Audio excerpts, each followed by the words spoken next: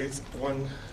I got together with a friend of mine. I asked Tom Murren, the Alien comic, to help me in this process because he's not here with me for this part of it. But we went together and talked to Everett at Tea and Sympathy, and he told me some very poignant stories about the putting together the film, and also he told me that Charles had, this was one of really something that the editing process of this film was happening in the days before he was hospitalized, and the film was only once screened, was the day he went into the hospital.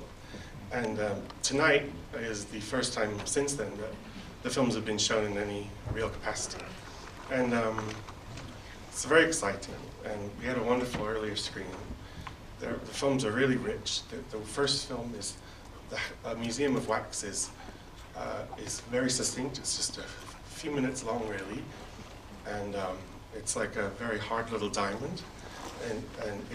And Charles appears in that film in this incredible footage of an incredible document.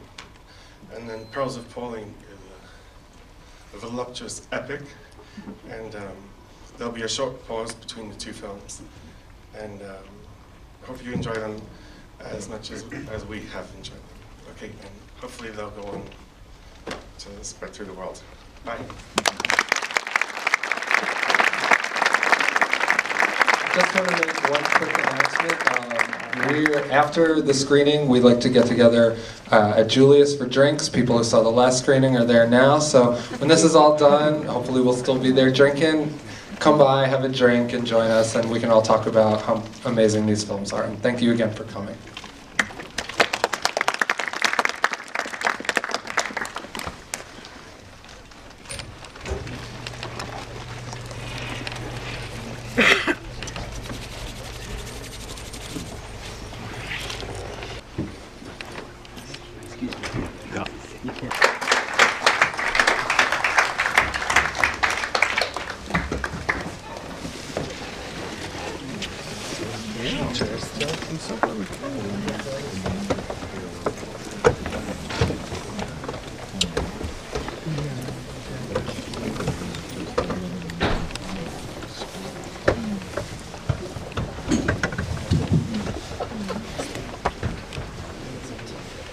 So we're going to have a little quick Q&A.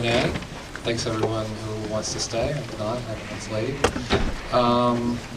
Why don't Ira's setting up chairs, and why don't I bring up first Antony Hegarty, who selected the film, and Everett Quinton,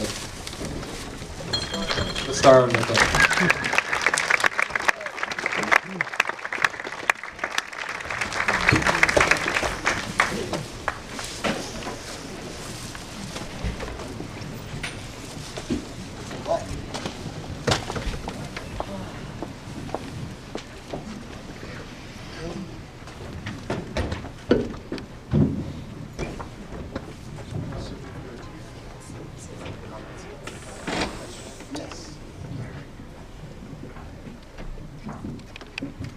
Well, my question is something we didn't address in the first screening, which is, you haven't seen these movies in 20 years. What did it feel like for you to watch yourself on screen and this bit of part of your history on screen? And was it what you expected? Well, it's weird. The first showing, there was a lot more laughter. So, and then this one was earlier. I know. And this one, not so much, and it kind of frightened me at first, and then I just thought, let it be what it is. And I started getting into the film and realizing that, I mean, it need some serious cutting. And, or maybe not. Maybe that's what it's supposed to be. I don't know. But it was Charles's last thing that he did, and it made me, he was editing it, and the day it was shown, for the film archive, I guess, he really pressured himself to edit it, and I don't think he could see what he was doing at this point. He just wanted it to be done and ready to be shown, and that's what it, so it was making me very sad, but also, if you a lot of great joy to see. Well, it is Charles. It's who he was. The film is exactly who he was. All the people he loved, all our friends are in it. And it was that. It was an experiment. It was an attempt for him to learn the camera. We didn't know he was learning it. I don't know where he would have gone with it. I'm sure somewhere that crossed the Rainbow Bridge. So it made me sad.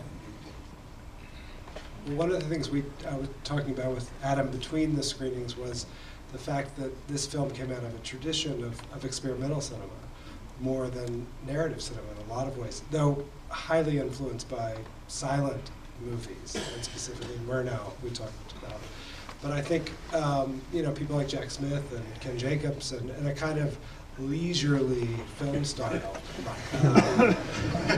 which I think we're not so used to these days. Yeah, that's exactly what I was thinking. And what I realized after the first showing, when I was home, and I just got this fabulous new dog, and that Charles loved his influences. He was so grateful for what the world had in it. I mean, he was a lot of stuff he called twaddle. Like, who knows? But he loved what influenced him. He loved the theater. He loved people in the theater.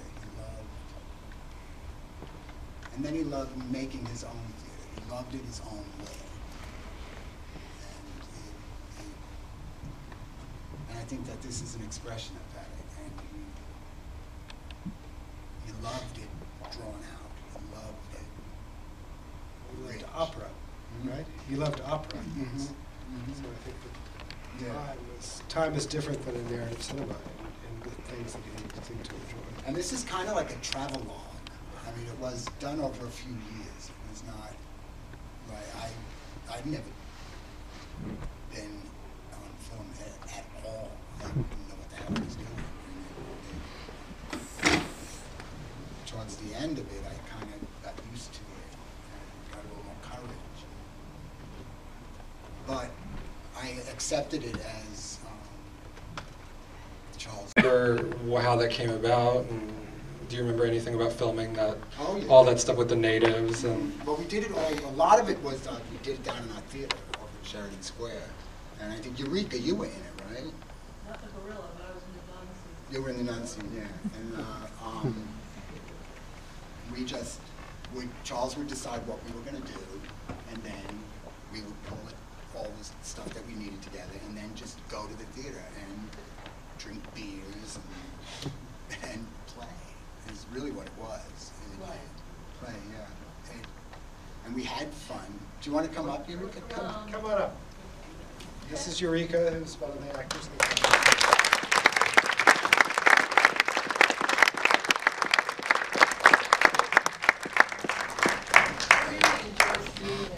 Yeah.